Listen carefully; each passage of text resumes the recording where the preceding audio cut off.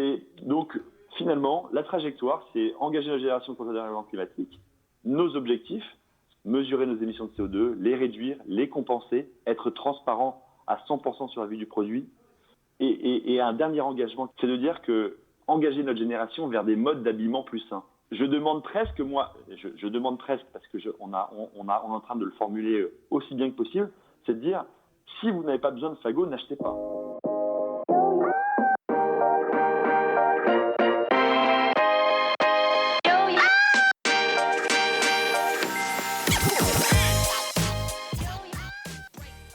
Bonjour et bienvenue parmi les Digital Doers, votre podcast source d'inspiration pour les acteurs de l'innovation. Ce programme est coproduit avec Comexposium pour les événements incontournables que sont le One-to-One Retail e-commerce de Monaco et le One-to-One Digital Marketing de Biarritz. Je suis Cyril Duplessis, acteur du changement dans le digital depuis plus de 20 ans. Je donne ici la parole aux personnalités des différents écosystèmes digitaux en France. Qu'ils soient prestataires, annonceurs, marques, retailers ou pure players, ils sont des acteurs engagés dans leur business et l'innovation fait partie de leur quotidien. Source intarissable d'inspiration, je vous propose une conversation dynamique et sincère pour vous donner accès à leur retour d'expérience, leur vision et leur analyse sur les tendances et les perspectives marché. Vous êtes de plus en plus nombreux à écouter les Digital Doers et je veux vous en remercier. N'oubliez pas de vous abonner sur la plateforme d'écoute de votre choix et de voter 5 étoiles sur Apple Podcast. N'hésitez pas à laisser un petit commentaire sympa, ça fait toujours plaisir. Alors bonne écoute à vous, toujours sans coupure.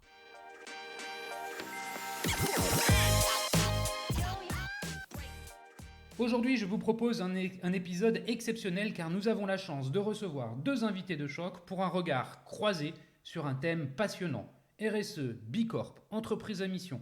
Comment les choses changent-elles dans le retail et le e-commerce ? Pour en parler, j'ai le grand plaisir de recevoir Nicolas Rohr de Fago et Bertrand Gacon d'Impact. Marque de vêtements et accessoires pour hommes, Fago est à l'origine une DNVB qui travaille avec un réseau de distributeurs. Bilan carbone à zéro, récemment labellisée B Corp, cette PME française est en avance sur son temps. Impact propose quant à elle une nouvelle analyse des corporates, pas financière comme depuis toujours, mais sous l'angle RSE. L'idée est d'apporter un regard croisé sur les enjeux de durabilité entre une jeune marque très engagée et un acteur nouveau qui apporte une analyse nouvelle des corps axés RSE. Nous allons aborder bien sûr le sujet de la demande des consommateurs, celui des enjeux que les acteurs du commerce doivent relever et enfin concrètement comment les entreprises exécutent leur stratégie RSE. Mais avant de débuter, pourriez-vous vous présenter en quelques mots ? Nicolas, à toi l'honneur de commencer. Merci beaucoup Cyril de m'accueillir à ton micro à nouveau. Bertrand, enchanté, je suis ravi d'avoir cette discussion avec toi aujourd'hui. Et chers auditeurs, merci de nous écouter. On va essayer d'être très concret. Alors Fago, je suis le co-créateur de Fago, j'ai 34 ans. Fago, c'est l'histoire de 2 étudiants avec mon associé Fred. On a monté ça lorsque nous avions 22 ans en plein parcours d'école de commerce. L'idée, c'était d'allier notre passion, la mode, et plus particulièrement celle de la basket, avec la volonté de notre génération d'être responsable et de changer les choses durablement. Voilà, donc créer une marque mode, mais engagée.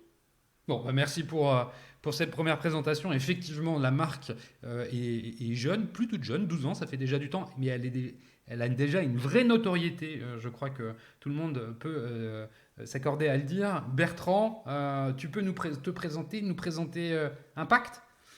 Avec plaisir, merci Cyril de nous accueillir et Nicolas, ravi également de faire ta connaissance. Bonjour à tous. Impact, c'est une start-up basée à Genève que j'ai cofondée avec, là aussi c'est une aventure de 2 cofondateurs avec mon associé Sylvain. On vient du monde de la finance durable, donc nous la durabilité c'est quelque chose dont on s'occupe aussi depuis pas mal de temps, à vrai dire plus d'une quinzaine d'années. Et c'est la frustration qu'on avait pour prendre des décisions d'investissement basées vraiment sur la durabilité des entreprises qui nous a poussé à créer cette plateforme. Impact, c'est une plateforme collaborative ouverte à tous les citoyens sur laquelle on se met tous ensemble pour analyser l'impact des grandes sociétés, des impacts environnementaux et sociaux de ces grandes sociétés, à la fois sur ce qu'elles amènent à la société, mais aussi sur leurs impacts négatifs. et on s'assure de produire une information qui soit vérifiée, qui soit contrôlée, de très bonne qualité pour permettre à tous les décideurs économiques ensuite de réorienter l'ensemble de l'économie vers les entreprises qui ont la meilleure contribution positive pour la planète et la société. On en a tous bien besoin. Tu le disais avant qu'on enregistre, les sociétés que vous regardez sont principalement des sociétés cotées. C'est pour ça que je parle de corporate. Hein. Ce sont plutôt des grosses sociétés. Absolument. On a commencé d'abord par les plus grandes sociétés, puisque c'est là aussi où on a le plus de besoins. C'est aussi souvent des sociétés qui, de par leur taille, ont des impacts majeurs sur l'environnement et la société. Et donc, on a voulu commencer par ces grandes entreprises. Mais le principe de la plateforme, c'est de pouvoir noter à l'identique toute forme d'entreprise, et y compris d'ailleurs noter des organisations caritatives par la même approche. C'est la même philosophie. Et à ce stade, c'est vrai qu'on se concentre d'abord sur les grandes sociétés cotées. Donc, Fageo ne fait pas partie des entreprises qu'on a aujourd'hui sur la base de données, malheureusement. On sera ravis prochainement d'étendre ce périmètre à plus d'entreprises, et notamment les entreprises non cotées qui souvent sont aussi celles qui changent la planète. Bon, très bien. Merci pour cette présentation, cette introduction. Je le disais dans mon pitch de départ, l'idée c'est d'arriver d'abord à partager une vision sur le marché, les besoins, les consommateurs, puisque finalement c'est bien dans le commerce de consommateurs dont il s'agit. On a besoin d'acheter de façon permanente tout type de biens. 2020 a été une année particulière qui a vu accélérer beaucoup de tendances existantes et les sujets RSE, les sujets de la durabilité sont clairement sortis du lot durant l'année dernière. Peut-être, moi j'avais noté déjà un début de frémissement avec la canicule l'été encore avant où on avait eu très chaud et je voyais que les gens étaient en train de se dire tiens, il y a un climat qui change, il y a vraiment des questions qui se posent. Aujourd'hui, chacun d'entre vous, comment vous voyez la consommation de façon générale? Nicolas, peut-être, est-ce que tu peux nous éclairer sur cette question? Oui, alors déjà, il y a un chiffre qui nous avait beaucoup plu lors du premier confinement, qui était sorti, un sondage expliquant que 70% des Français, avec ce qui s'était passé avec la pandémie, avaient ressenti le déclic, l'envie de changer leur consommation au profit d'une consommation plus raisonnée qui aiderait l'environnement à moins se dérégler. Donc c'est une conséquence positive d'un événement négatif donc de cette pandémie. Et moi ça me plaît parce que ce mouvement en fait que l'on voit aujourd'hui comme une lame de fond remonte à la surface et c'est un événement qu'on suit depuis 12 ans parce qu'on prend conscience, notre génération, alors ma génération, je suis né en 1986, que l'on est une génération de ceux qui vont devoir faire les choses et ne pas seulement en parler. Et que malheureusement, on est aussi cette génération qui consomme 4 fois plus de vêtements que celle de nos parents. On est une génération où la consommation donc, est complètement déréglée par rapport à nos envies. Et du coup, aujourd'hui, ça y est, on voit qu'il est temps de prendre de transformer nos paroles en actes, et en fait par des choses très symboliques comme s'habiller chez Fageo, par exemple, est un acte qu'on voit en fait beaucoup de personnes qu'on interroge en fait en demandant pourquoi est-ce qu'ils viennent chez nous. Ils expliquent qu'ils sont sensibles à un langage, à une manière de s'habiller qui est celle de s'habiller moins mais mieux. Et donc en fait, on a ressorti aussi par rapport à nos parents un espèce de changement de paradigme, c'est que nos parents étaient des écolos, si on peut les appeler comme ça, des écolos par principe économique. C'est-à-dire qu'ils éteignaient les lumières des pièces où qu'ils quittaient, ils coupaient l'eau du robinet fréquemment, etc. parce que tout coûtait cher. L'électricité coûtait cher, ils voyageaient peu parce que les voyages coûtaient cher. Et nous, notre génération, on a vu les voyages se démocratiser. Partir en Martinique coûte aussi cher que de temps en temps aller à Marseille en train. Acheter des vêtements coûte plus rien du tout. Consommer du téléphone coûte rien. Donc en fait, aujourd'hui, on est une génération qui émet énormément de CO2, une génération qui s'habille beaucoup plus que ses parents. Et enfin, on va devoir prendre des choix. On va devoir dire, je vais consommer moins mais mieux parce que c'est bon pour l'environnement, et que je veux laisser un monde meilleur à mes enfants, meilleur que je ne l'ai trouvé. Voilà, donc on voit que c'est compliqué parce qu'on émet beaucoup plus facilement du CO2 que nos parents, on a accès à une consommation effrénée, et en même temps on sait que c'est maintenant qu'on doit rééquilibrer ça, sinon il sera trop tard. Et en fait, on a d'ailleurs la chance d'avoir des médias, Internet, la télévision, etc., qui nous montrent beaucoup plus d'images que nos parents de ce changement climatique. Donc voilà, on est à un vrai carrefour. Et aujourd'hui, on pense une chose, c'est que les consommateurs ont envie de ce changement avec le sourire et pas dans la brutalité. Et que donc, du coup, ça passe par des actions symboliques, sympathiques pour changer de consommation. Merci pour ces premiers éléments d'analyse. J'ai 2-3 questions pour toi. J'y reviendrai peut-être après. Bertrand, comment tu vois les choses de ton côté? Quelles sont les données qui ressortent dans l'ensemble des analyses qui sont produites concernant justement les habitudes de consommation et les besoins ou les attentes sur les sujets de durabilité, de responsabilité?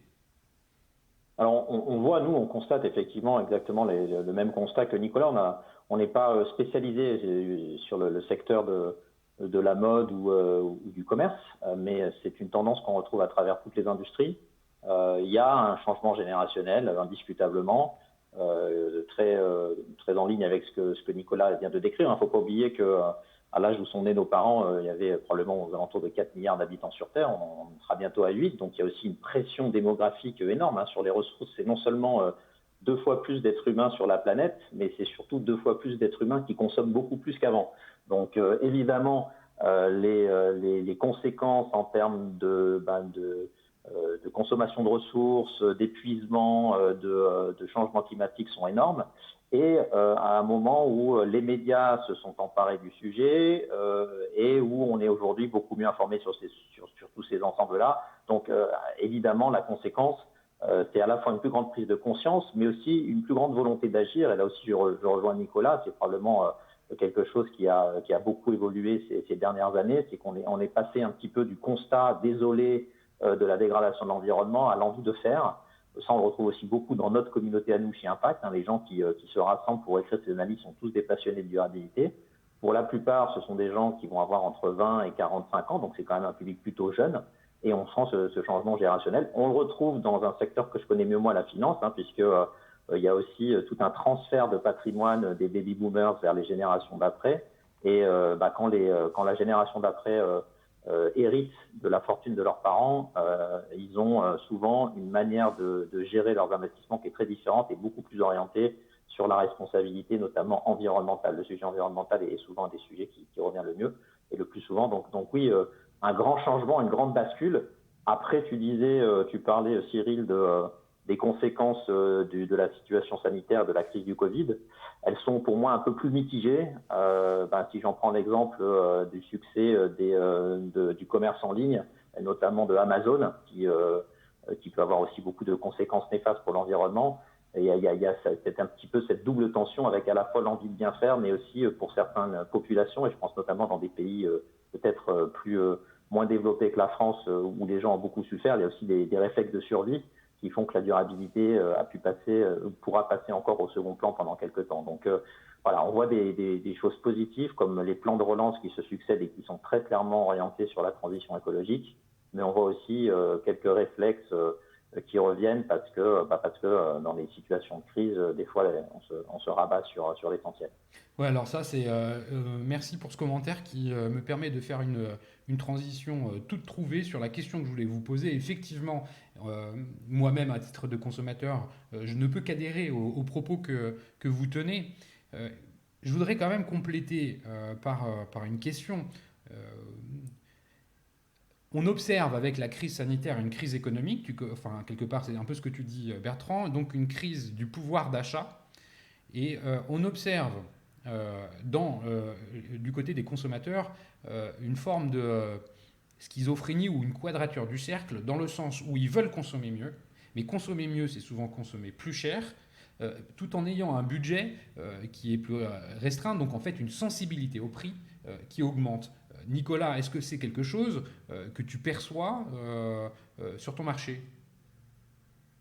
Oui, nous, on le perçoit tout à fait. On sent bien que notre cœur de cible, il a entre 25 et 35 ans. Et donc, c'est un âge où finalement, on est en fin d'études et vers les premiers, deuxième et troisième boulots.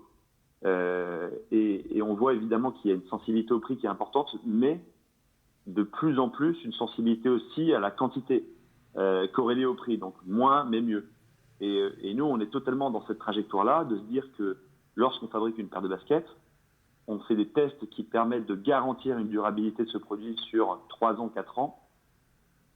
Et du coup, en fait, il y a donc évidemment, le prix est un peu plus élevé, peut-être 20% au-dessus du prix normal, du prix de marché, mais il durera plus longtemps. Donc finalement, au lieu d'acheter 3 paires en 4 ans, vous en achetez qu'une.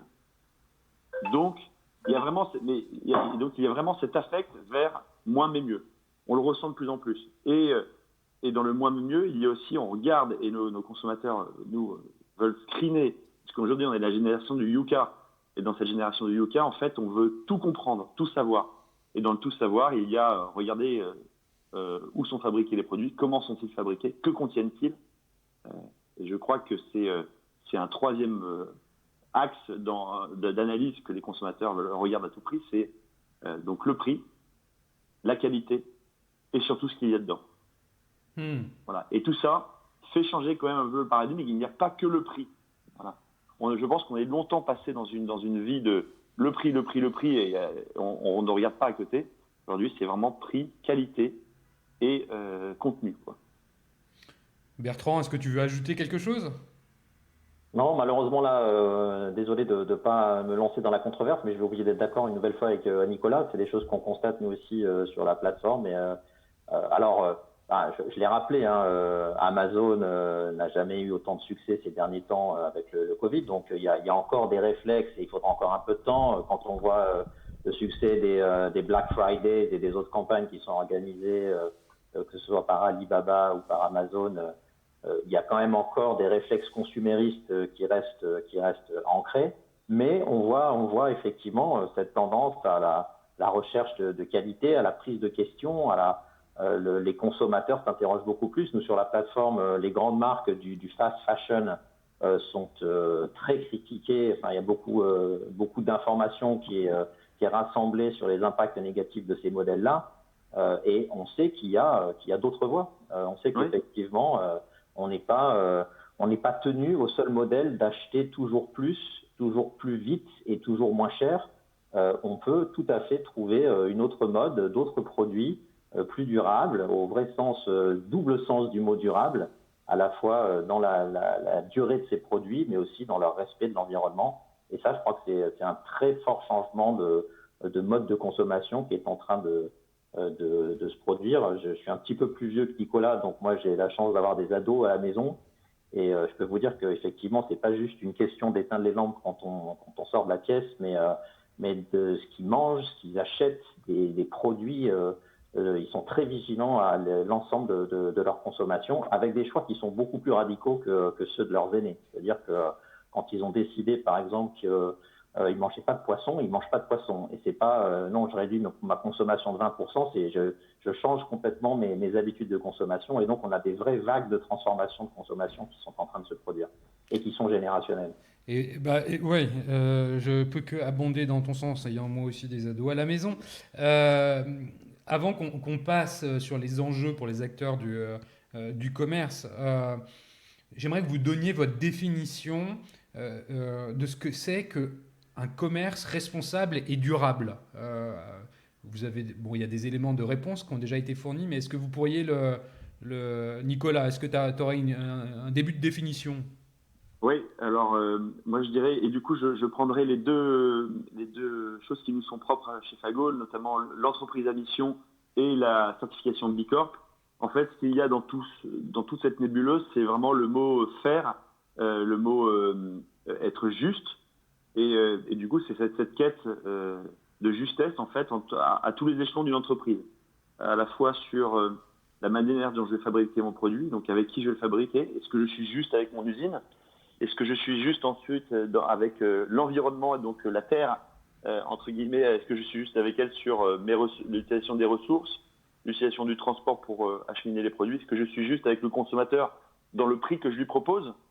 Et chez Fago, on y met beaucoup de sens là-dedans sur notamment la question de prix, et j'ai pas trop développé, mais en un mot, chez Fago, lorsque un produit sort en collection, du début de la saison jusqu'à la fin de la saison, il est au même prix. On ne joue pas avec le prix, on ne fait pas de yo-yo, on ne fait pas de Black Friday par exemple, on ne fait pas de vente privée visible, ce qui évite de jouer au yo-yo. C'est-à-dire que chez Fago, vous avez besoin d'un short à Marseille au mois de mai, vous l'achetez au mois de mai au même prix que si à Lille, vous l'acheterez plutôt en juin, mais il sera au même prix. Voilà. Et je crois que c'est cette notion de justesse en fait que recherchent de plus en plus les consommateurs et nous aussi les marques, parce que c'est aussi agréable d'être équilibré. Et voilà. Et en même temps, on n'oublie pas d'être une entreprise. Donc c'est là où c'est important de rappeler que c'est pour ça qu'on est une entreprise à mission, donc on gagne de l'argent, parce qu'on fait toujours partie de ce système capitaliste où en fait il faut gagner de l'argent pour évoluer.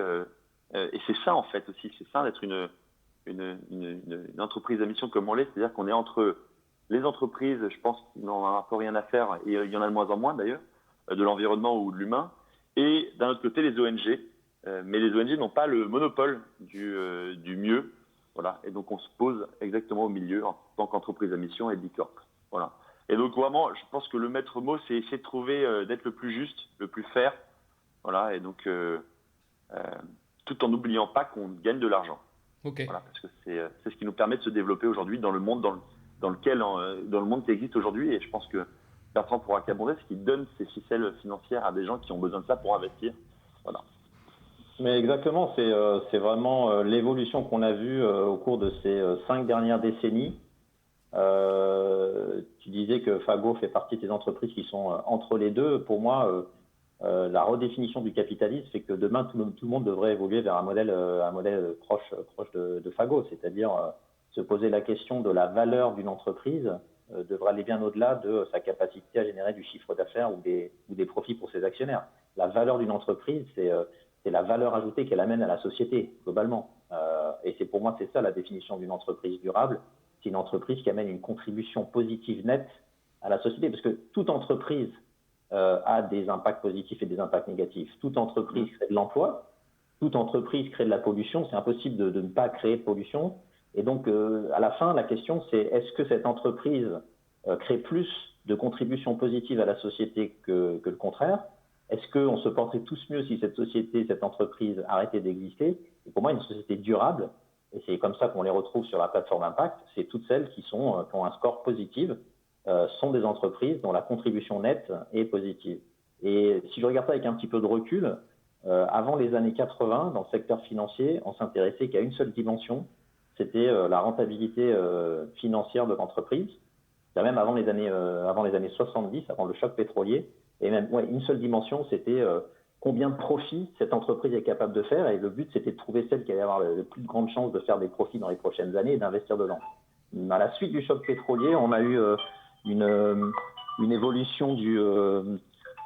Pardon. Un petit téléphone qui sonne, c'est pas grave. Ouais, excusez-moi. On a eu une évolution du secteur financier avec le risque qui est apparu sur les marchés et le secteur financier a commencé à s'intéresser à la notion de risque. Ça paraît peut-être étrange pour les gens de notre génération. On a toujours l'habitude de regarder la performance comme finalement un ajustement entre le risque et le rendement, mais c'est quelque chose d'assez récent. Il a fallu beaucoup de temps pour que le secteur financier développe des outils de mesure du risque qui intègrent ça complètement de manière native. On est rentré maintenant dans une troisième dimension où la notion d'impact vient une notion fondamentale pour évaluer la valeur ajoutée d'une entreprise et sa valeur économique d'ailleurs tout court. Pendant longtemps, ça s'est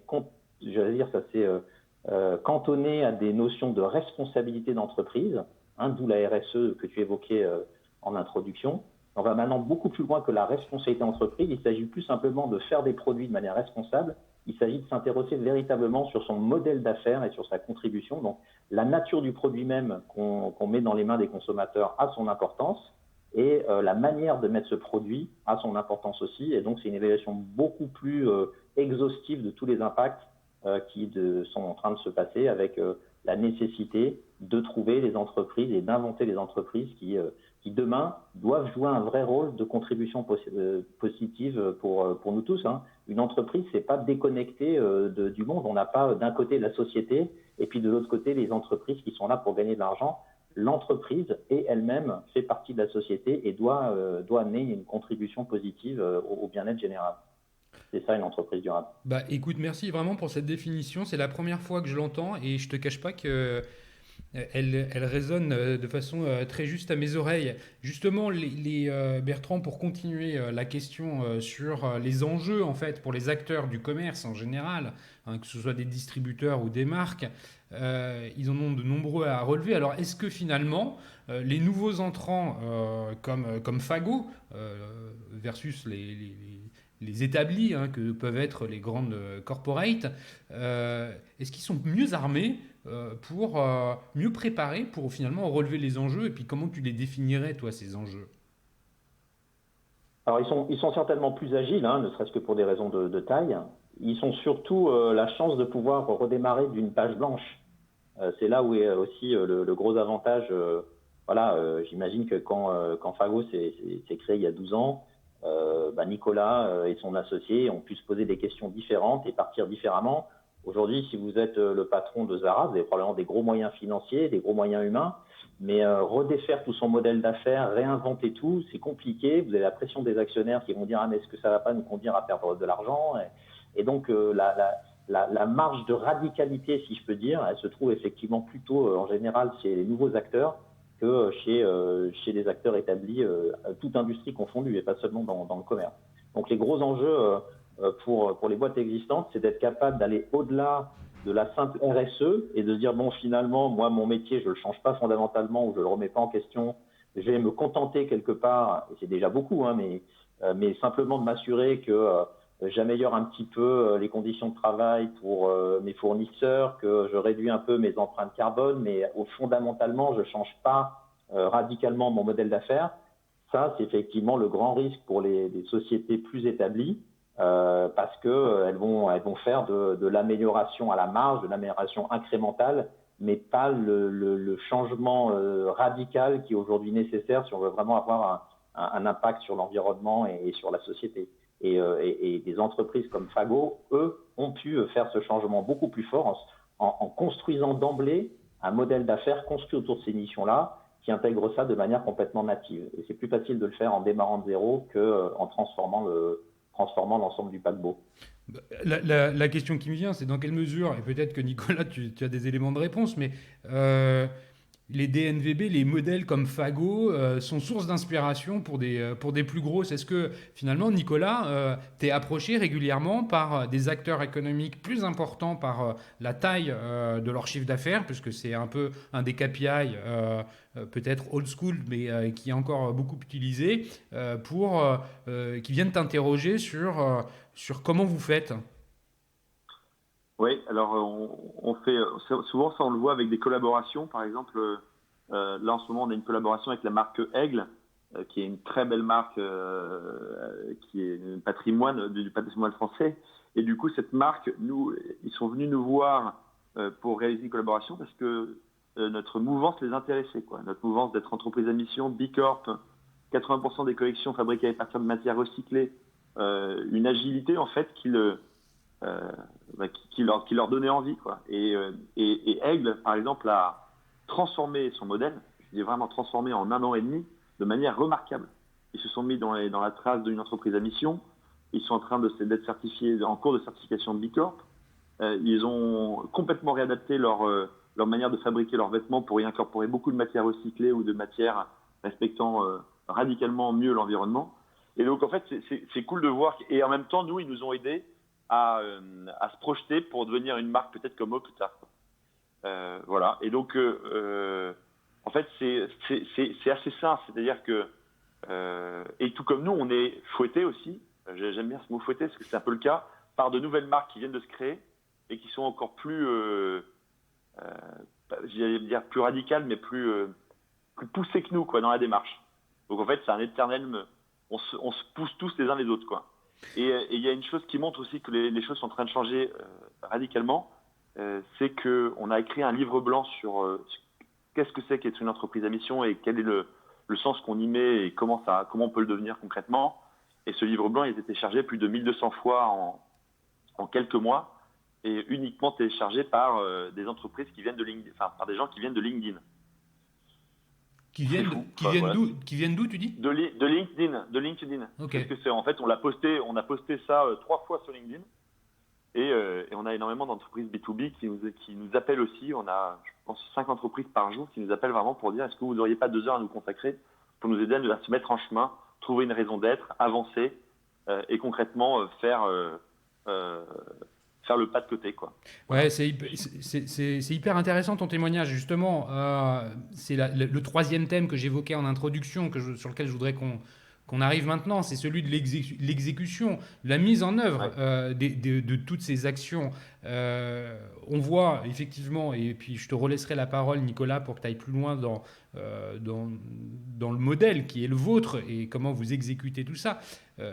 Bertrand, toi, les entreprises, les corps, il y en a certaines qui sont devenues des grosses.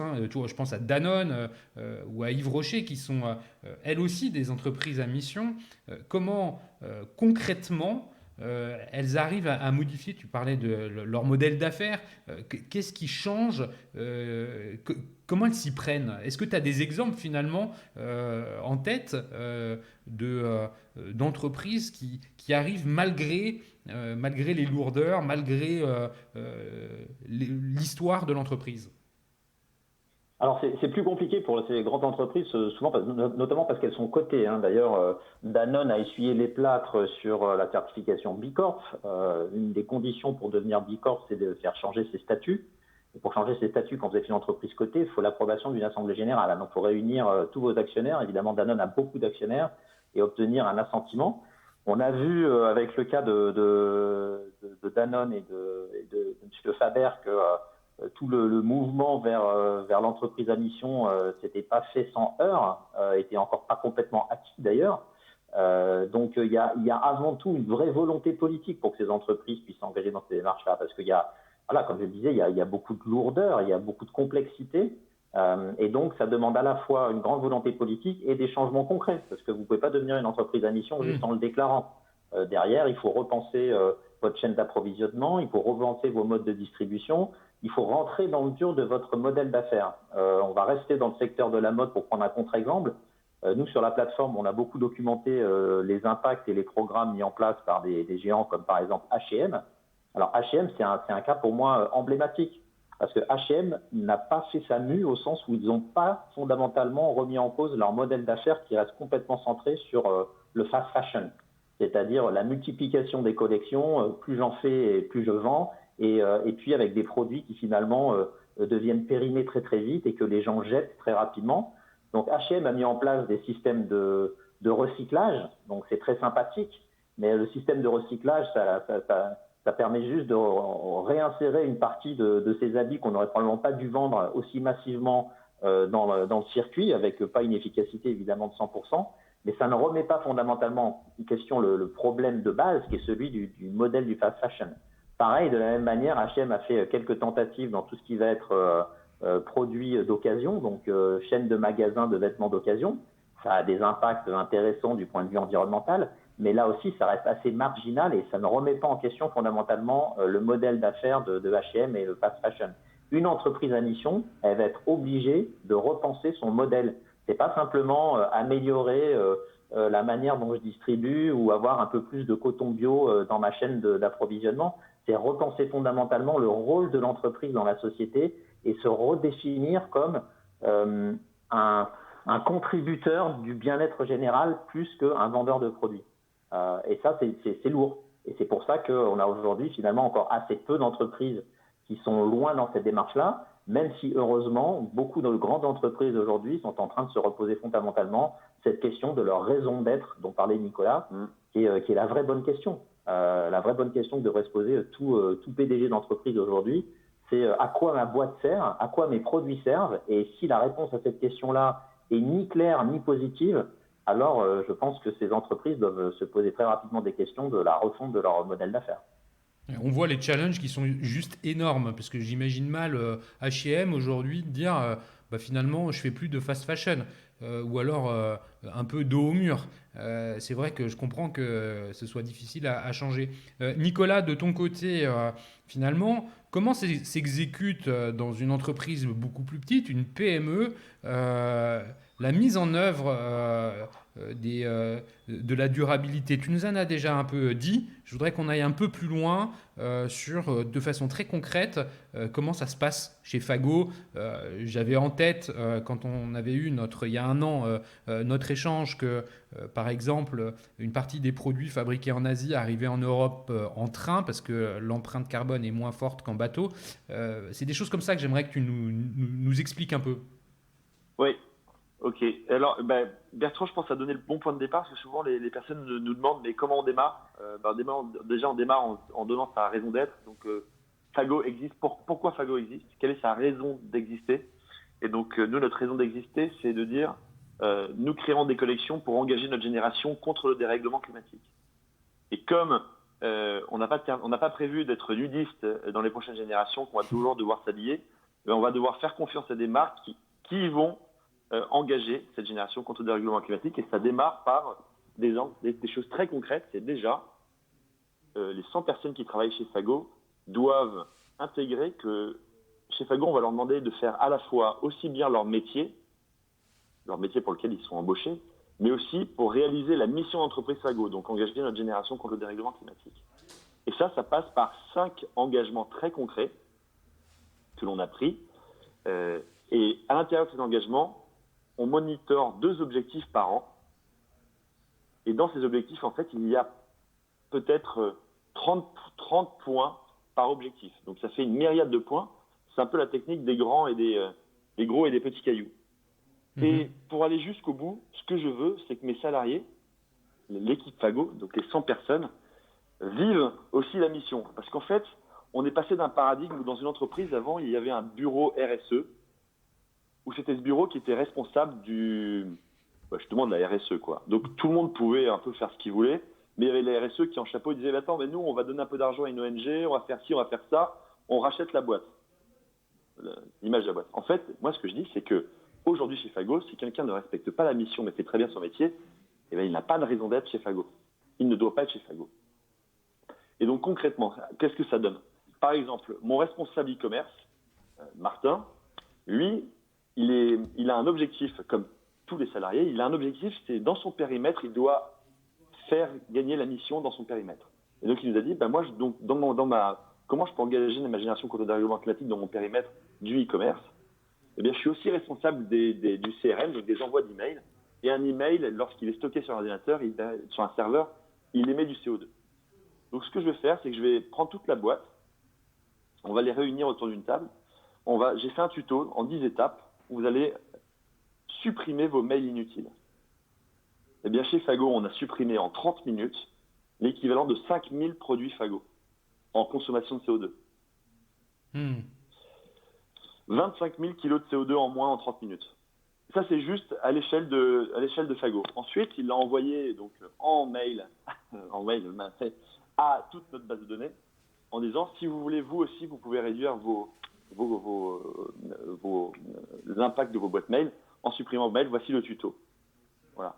Une autre personne a installé chez nous, avant d'utiliser de l'énergie normale pour alimenter nos 25 boutiques et notre bureau, on est passé chez Enercop. Voilà. C'était dans son périmètre d'office manager, etc., etc. Donc en fait, ça passe déjà par du très concret, mais avant tout ça, l'entreprise doit alimenter d'une raison d'être des objectifs, un engagement avec donc une trajectoire, et ensuite, au bout du bout, chacun doit s'y retrouver avec ses petits cailloux, quoi. Voilà. Et donc dans les exemples très concrets, qu'est-ce qu'il y a d'autre? Par exemple, je sais pas, nous chez Fago, il y a 70 lavabos. C'est un truc tout bête, et un magasin nous a dit moi je vais installer des réducteurs d'eau. On a réduit de 25% notre consommation d'eau en un an. Sur les produits, ma chef de produit s'est dit on va mettre des matières recyclées dans nos produits parce que ça permettra de réduire de 50% la consommation, l'émission de CO2. Et voilà, aujourd'hui, 80% de nos collections contiennent des matériaux recyclés. C'est donc finalement la trajectoire, c'est engager la génération contre le dérèglement climatique. Nos objectifs, mesurer nos émissions de CO2, les réduire, les compenser, être transparent à 100% sur la vie du produit. Et un dernier engagement qui est très couillu, entre guillemets, chez nous, c'est de dire que le dernier engagement, c'est engager notre génération vers des modes d'habillement plus sains. Ça veut dire quoi? Que je demande presque, je demande presque, parce que on est en train de le formuler aussi bien que possible, c'est de dire, si vous n'avez pas besoin de fagots, n'achetez pas. Ok. Donc, vous venez chez Fagot et vous achetez un t-shirt, on est en train d'essayer de former nos vendeurs pour leur dire, quel est votre besoin? Est-ce que vous en avez vraiment besoin? Est-ce que vous n'en avez pas énormément déjà des t-shirts? Si vous en avez beaucoup, sachez qu'on a un corner seconde main, donc vous pouvez les revendre ici, ce qui permettra à quelqu'un qui est plus sensible à la seconde main de pouvoir acheter celui-ci. On propose à nos clients en disant vous allez acheter une chemise, sachez que si jamais vous avez votre autre chemise à un accroc, vous pouvez venir la réparer chez nous, redénuer la vie. Et donc en fait, c'est accepter de faire moins de chiffre d'affaires pour en faire plus. Pouvoir en faire pendant au moins encore 200 ans. Ouais, c'est hyper clair. Merci Nicolas, parce que j'avais jamais finalement entendu ce partage d'expérience selon lequel c'est une philosophie d'entreprise que d'être une entreprise à mission, que d'être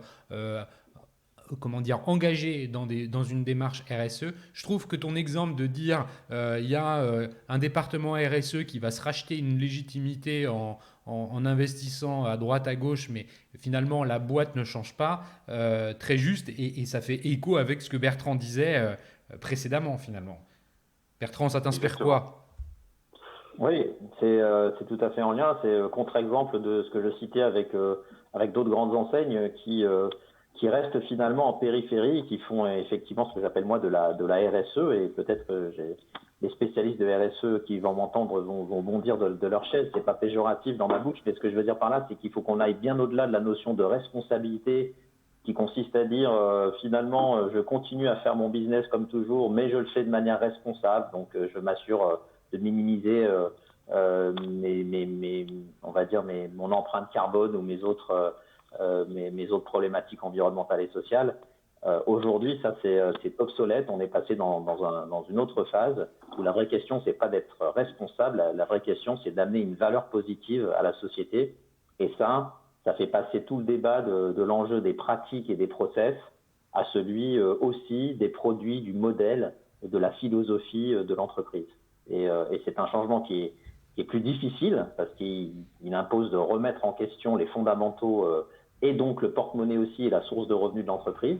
Mais c'est un modèle qui non seulement est loin d'être inaccessible, mais qui est absolument indispensable si on veut continuer, comme le disait Nicolas, à s'habiller, à se nourrir, à se déplacer, à se divertir, à vivre tout simplement. On va avoir besoin des entreprises. Ça reste encore, faute d'une preuve de contraire, le meilleur outil de production dont on dispose.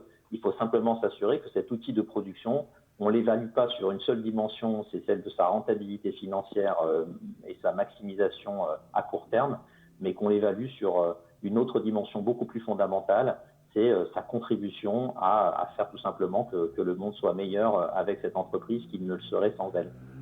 Bah écoute, merci. Évidemment, ça fait un petit lien vers la conclusion de notre conversation, de notre échange. Selon vous, comment on peut encore accélérer la transformation du commerce vers plus de durabilité? Est-ce que, Nicolas, tu veux... tu as commencé l'entretien. Est-ce que tu veux commencer par cette... répondre à cette question un peu? Oui. Comment on peut accélérer? Je pense que c'est en acceptant, il va falloir qu'on pousse à ce que la loi vienne remettre quand même un maximum de gens dans les rails. Et en instaurant la loi Pacte, je trouve que le gouvernement a fait le bon chemin. En disant, en fait, aujourd'hui, une entreprise n'a plus le droit de nuire à l'environnement. En fait, on peut attaquer aujourd'hui une entreprise pour ses nuisances sur l'environnement. On peut les attaquer. Alors, donc, il y a un cadre législatif qui est très important à mon sens, parce qu'il permet de mettre tout le monde dans. Et donc, le côté entreprise à mission, qui est une loi, enfin, qui est un cadre législatif, fait beaucoup de bien. Par exemple, moi, ne serait-ce qu'en interne, mes salariés sont heureux de comprendre que Fago a adopté un statut différent, voilà, qui vient se mettre entre les entreprises classiques et les ONG, entreprises à mission. L'autre point, c'est de dire qu'il va falloir qu'on accepte aussi et bien comprendre que Fago, en disant tout ça, je ne suis pas une entreprise parfaite. Loin de là. J'ai beaucoup de défauts. Je suis en perpétuel cheminement et qu'il va falloir ne pas avoir peur d'entreprises comme Fago en parlant, en disant ce que je dis, de se dire merde, on n'y arrivera jamais, quoi. Parce que Fago est déjà à ce stade-là. En fait, on a démarré par plein de petites étapes, et je parlais des petits et des gros cailloux, et voilà. Et donc ça démarre par une raison d'être. Donc pour moi, je pense que comment on peut accélérer, c'est toute entreprise devrait être dotée d'une raison d'être, mettre en chemin toute son entreprise avec des objectifs clairs, et surtout que chacun ait un objectif annuel lié à cette raison d'être. Et que cet objectif soit aussi important et aussi fort en pondération qu'un objectif financier qu'on lui demande. Voilà. Bon. Ou un objectif commercial. Écoute, et évidemment, faire ça avec le sourire, parce que le boulot, en fait, doit être une source d'épanouissement. Et donc, on doit garder ça comme une source d'épanouissement et de plaisir. Voilà. Ça ne doit pas être vécu comme un stress. Et si c'est vécu comme un stress, c'est qu'il y a un souci dans l'entreprise et que les choses ne sont pas claires. En tout cas, tes propos sont très clairs. Merci Nicolas. Bertrand, selon toi, comment on accélère ? Nous, la raison pour laquelle on a créé la plateforme d'impact, c'est parce qu'on pensait que le chaînon manquant aujourd'hui pour vraiment changer de manière rapide et systémique toute l'économie, la transformer vers une économie centrée sur cette notion d'impact positif, c'est la notion de mesure. Aujourd'hui, c'est très compliqué de mesurer l'impact d'une entreprise. On a beaucoup de données, on a aussi beaucoup parfois de communication autour de ça, et on a besoin d'avoir un référentiel solide qui nous dit quelle entreprise a quels impacts, pas seulement nous, les consommateurs, les investisseurs, le gouvernement, les régulateurs, mais aussi les employés et les dirigeants de cette entreprise. Et aujourd'hui, c'est pas si facile que ça. C'est une science, la mesure d'impact. Nous, une des premières choses qu'on a fait, c'est de créer une formation qui est entièrement gratuite, accessible à tout le monde. Elle a aujourd'hui un énorme succès. On a plus de 10 000 personnes qui chaque mois suivent cette formation sur impact, dont un certain nombre vont la poursuivre jusqu'à recevoir une certification d'analyse d'impact. Ce sont ensuite ces mêmes personnes qui vont pouvoir contribuer sur la plateforme en publiant ces analyses. Et tout ce savoir-là, toute cette information-là, c'est un des éléments clés. Nous, notre mission, désolé pour l'anglicisme parce qu'on est une entreprise internationale, mais c'est enabling the transition towards an impact-driven economy. Et donc, ce qu'on veut faire, c'est vraiment cette notion de enabling factor, d'être ceux qui vont permettre cette transition-là en donnant accès à une information robuste à tous les décideurs économiques, que ce soit un investisseur qui va devoir décider si demain il préfère investir dans Fago ou dans H&M, que ce soit un législateur qui va devoir se dire finalement où sont les problématiques d'impact principales que je trouve dans notre mode de production actuel et comment est-ce que l'outil réglementaire peut venir corriger une partie de ces choses-là, que ce soit les consommateurs qui ont aussi besoin d'être beaucoup plus informés sur les conséquences profondes de leur acte de consommation, parce que parfois on a du mal à comprendre tous ces enjeux. Ils sont une fois de plus très complexes et très profonds. Et donc, on a besoin d'être aussi plus éduqués là-dessus. Et donc, cette base d'information, ce Wikipédia quelque part de l'impact, pour nous, c'est un des éléments d'accélération les plus importants à mettre en place. Les Anglais disent « What gets measured gets managed ». Il faut d'abord mesurer les choses avant de pouvoir gérer les choses. Et ce qu'on essaie de faire, nous, c'est de mettre à disposition cet outil de mesure pour tout le monde. Très clair aussi, Bertrand. Merci beaucoup pour ce mot de la fin. Merci de nous avoir fait partager finalement ce regard croisé.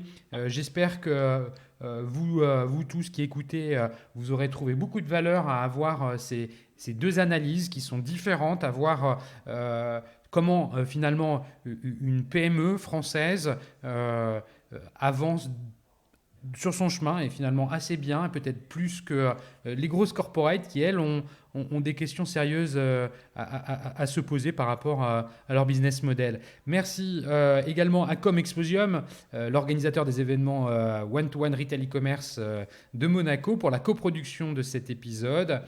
Si vous souhaitez en savoir plus sur Fago ou sur Impact, vous pouvez vous rendre sur le site Les Digital Doers où vous retrouverez cette interview. Vous pouvez également suivre ces deux sociétés sur LinkedIn, Bertrand Gacon pour Impact, Nicolas Rohr pour Fago.